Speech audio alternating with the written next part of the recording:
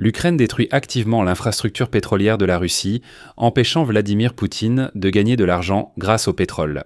Dans la nuit du 29 mars, les forces de défense ukrainiennes ont de nouveau, pour la 4e fois déjà, puissamment attaqué la région de Leningrad de la Fédération de Russie. La cible était à nouveau le port d'Oust-Louga, qui a de nouveau été touché par un incendie de grande ampleur, ce qui montre que les forces armées ukrainiennes ne s'arrêteront pas tant qu'elles n'auront pas complètement détruit la capacité de la Russie à exporter du pétrole. Et il est difficile de ne pas remarquer ici que les militaires ukrainiens ont intensifié les attaques contre l'infrastructure énergétique de la Russie. Précisément au moment où Moscou profite de la hausse des prix du pétrole et d'un certain assouplissement des sanctions de la part du pays. Les États-Unis, comme on dit, c'est ça les sanctions ukrainiennes. Je suis Alexei Pitchi. Parlons de ce sujet, mais avant de commencer, merci de soutenir cette chaîne YouTube. Si vous considérez que les informations de cette chaîne sont importantes et nécessaires, vous pouvez soutenir cette chaîne financièrement par un don, un abonnement ou un parrainage sur YouTube. Pour savoir comment faire, tous les liens et informations nécessaires se trouvent dans la description de cette vidéo. Je vous serai reconnaissant pour tout soutien de votre part. Et abonnez-vous aussi à ma chaîne Telegram Pitchi News, le lien se trouve également dans la description de cette vidéo. Ainsi, à la suite d'une nouvelle attaque de drones ukrainiens dans la nuit du 29 mars, des dégâts ont de nouveau été constatés dans le port baltique d'Oust-Louga, dans la région de Leningrad, de la Fédération de Russie.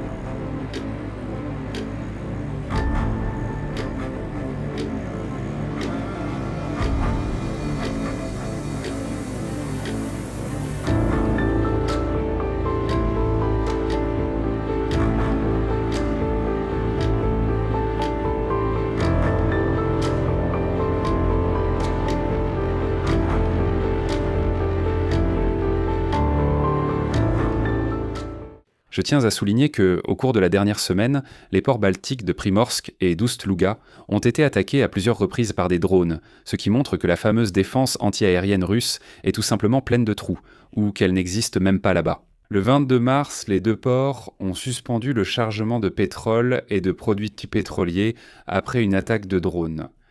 Selon le gouverneur, à la suite d'une attaque de drones dans le port de Primorsk le 23 mars, plusieurs réservoirs de carburant ont pris feu. Le 25 mars, après une attaque de drone, un incendie s'est déclaré dans le port d'Oust-Louga. À la suite de l'attaque, Novatek a suspendu le traitement du condensat de gaz stabilisé et l'exportation de nafta depuis son complexe à Oust-Louga. Des sources de Reuters ont également rapporté qu'à la suite de la frappe de drone, une estacade ferroviaire pour le déchargement des produits pétroliers des wagons-citernes et le terminal pétrolier d'Oust-Louga ont été endommagés au terminal d'Oust-Louga. Des volumes de carburant. L'arrêt du transbordement des produits pétroliers à l'exportation via le port baltique d'Oust-Louga le 25 mars après l'attaque de drones pourrait obliger les grandes raffineries de la partie européenne de la Fédération de Russie à des drones dans le port de Primorsk à la suite des drones dans le port de Primorsk en mars à Oust-Louga. À la suite de l'attaque de drones, des carburants, des drones, des carburants, des drones ont pris feu en mars dans le port de Primorsk. Il charge environ 1 million de barils de pétrole par jour et environ 300 000 barils de diesel par jour, ce qui en fait un point de transit clé pour le principal brut russe Oural et le diesel à faible teneur en soufre. Euro 5. Oust-Louga expédie environ 700 000 barils de pétrole par jour, ainsi que de la nafta, du mazout et du gazole sous vide. Et maintenant, de telles attaques sont plus importantes que jamais. Comme la guerre au Moyen-Orient et la forte hausse des prix du pétrole apportent au Kremlin des bénéfices inattendus, Kiev a doublé ses efforts pour freiner les exportations russes de pétrole et de produits pétroliers. Les militaires ukrainiens affirment qu'ils ont mené au moins 10 attaques majeures contre l'infrastructure énergétique russe ce mois-ci, dont certaines ont été menées en profondeur sur le territoire russe. Au Kremlin, on affirme que l'ampleur des attaques serait insignifiante, mais la Russie, pour une raison quelconque, a pas gagné. Mais les forces armées ukrainiennes frappent non seulement les ports, mais toute la chaîne de l'infrastructure pétrolière. Par exemple, tôt le matin samedi, une frappe a été menée contre une grande raffinerie de pétrole russe à Yaroslavl, au nord-est de Moscou. Les militaires ont indiqué qu'un impact direct sur l'usine avait provoqué un incendie. Et bien sûr, la vedette principale de cette semaine a été le terminal d'exportation de pétrole russe à Oust-Louga, sur la côte de la mer Baltique. Ainsi, selon le service de sécurité d'Ukraine, tôt le matin vendredi, des drones de longue portée ont endommagé les plateformes de chargement de pétrole et le parc de réservoirs contenant du pétrole et des produits d'un pétrolier. Après cela, les drones ukrainiens achèvent de ravager le port avec de nouvelles attaques. Une vidéo géolocalisée a montré un important incendie dans le port et le ministère russe des situations d'urgence a averti les habitants de la ville voisine de Saint-Pétersbourg d'une pollution de l'air après les frappes. Le président ukrainien Zelensky a déclaré à ce sujet, je cite, « Nous avons répondu aux attaques contre notre infrastructure énergétique. Nous avons répondu par une frappe puissante, réduisant les capacités d'Oust-Louga. Après les frappes de drones, 40% de leurs capacités sont restées sur ce site. Mais ce n'est pas tout. » Le port de Primorsk, situé à proximité et que nous avons déjà mentionné, a également été attaqué. Et le week-end dernier, à Saratov, dans le sud de la Russie, une attaque a eu lieu contre la raffinerie de pétrole de la société d'État Rosneft. Et il est important de se rappeler qu'avant le début du conflit au Moyen-Orient et la quasi-paralysie du détroit d'Ormuz, le pétrole russe se négociait sur les marchés mondiaux avec une remise significative par rapport aux autres indices de référence. Mais aujourd'hui, le pétrole russe se vend à un prix plus élevé. La Russie a également bénéficié de l'assouplissement de certaines sanctions américaines. Je rappelle que, dans une tentative d'apaiser les marchés pétroliers, le ministère des Finances des États-Unis a suspendu début mars les sanctions concernant le pétrole russe déjà en mer. La veille, Zelensky a de nouveau critiqué l'assouplissement des sanctions, affirmant que les services de renseignement russes aident l'Iran à frapper certaines cibles à l'aide d'images satellites. Citation.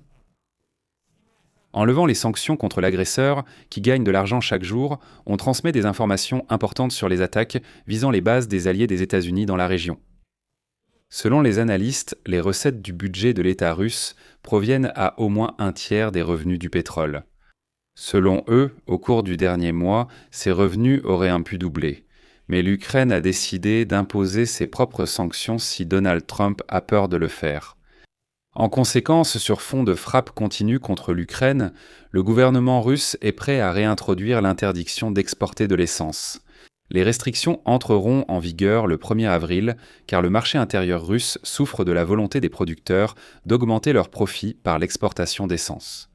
Déclaration officielle du Kremlin. Le Kremlin a également déclaré que, soi-disant, de nombreuses raffineries de pétrole et ports, je cite, subiront une maintenance technique imprévue. Ça paraît ridicule parce que, excusez-moi, on ne dit toujours pas la vérité aux Russes. En fait, les Russes ne sont toujours pas informés que les raffineries et les ports sont tout simplement détruits par les drones et les missiles ukrainiens. Toutes ces photos et vidéos sur Internet, mais les Russes ne les voient pas. On dit aux Russes, ce n'est rien de grave, c'est juste une maintenance technique imprévue. Non, voyons, l'installation ne brûle ni ne flambe. Et voilà, Zelensky a adressé un message clair aux Russes, je cite, « La Russie doit cesser de frapper notre infrastructure énergétique. » Alors, nous non plus, nous ne répondrons pas à la Russie. Je m'arrête ici, donnez votre avis et vos conclusions en commentaire, abonnez-vous, activez la cloche et mettez un like. Si vous souhaitez soutenir financièrement le travail de cette chaîne YouTube, vous pouvez le faire via un don. Pour savoir comment faire, tous les liens et informations nécessaires se trouvent dans la description de cette vidéo ou scannez le code QR qui s'affiche à l'écran. C'est tout pour aujourd'hui, prenez soin de vous, à bientôt à tous.